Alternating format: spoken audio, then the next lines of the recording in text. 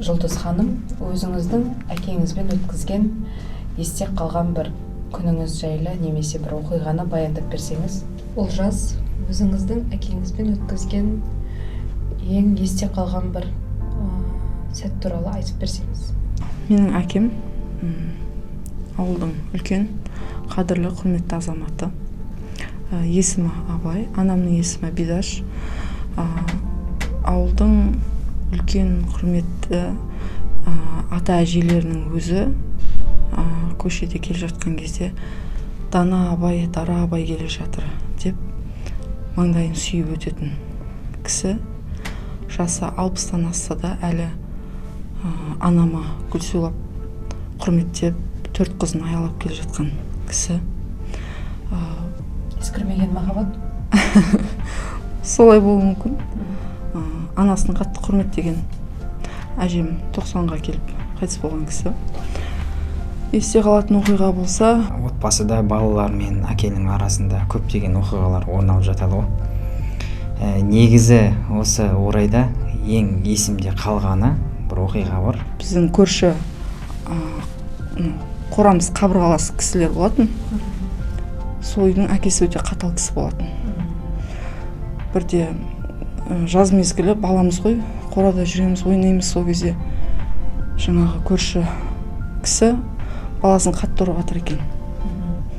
Сол кезде мен енді өтіп бара жатып естіп қалдым. Сенің балаң емес, Абай ағаның баласы болғанымда ғой бүйтіп таяқ жемейтін едім деген сөз естігенде, сол кезде мен өте кішкентаймын, 5 жасар болуым керек. Сол сөз, сол баланың сөзі менің құлағымнан кетпейді. Әрбір ер баланың басынан өтетін оқиға десем де болатын шығар. Жаңағы ер бала мұсылманшылық әдетке сай ол сүннетке отырғызылады. Сол 6 жасымда болса керек, мектепке баруға жақындаған сәтте бір күні қонақтар келіп дайындалып жатыр екен сол рәсімге. Бір кезде мен қорқа бастадым. Әкеме қараймын, маған алаңдап қояды, не болады екен деп, мен ана жақта қорып сыртқа шығып, енді сол моменттен сол нәрседен қашудың амалын қарастырып жатырмын ғой. Сезіп бастағаннан кейін бір кезде қой деп далаға шығып кетемін ғой.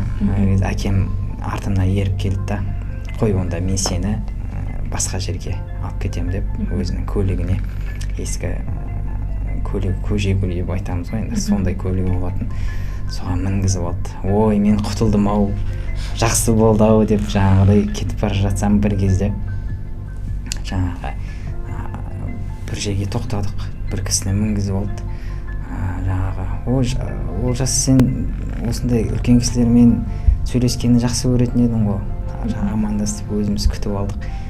Бір кезде қайтадан обратно кері қарай үйге қайтып бара жатырмыз.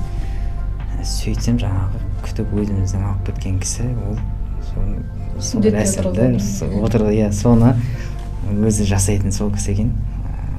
Енді ана жерде мен ойлап қоям ғой, қап, әкем мәссаған мен алдаған екен ғой деймін. Барлық бала ата-анасын құрметтеу міндетті. Жалпы ол кісі, әкем өте жаңағыдай даналығы шығар деп ойлаймын. Кез келген нәрсені осындай қиын сәттерден өзі сондай алып шығатын бір қасиеті бар ол кісінің. Енді отбасыда жалпы өмірімде қандай жетістіктерге жеткен болсам, әрқашанда сол артымда сол үлкен ата-аналарымыз тұрады.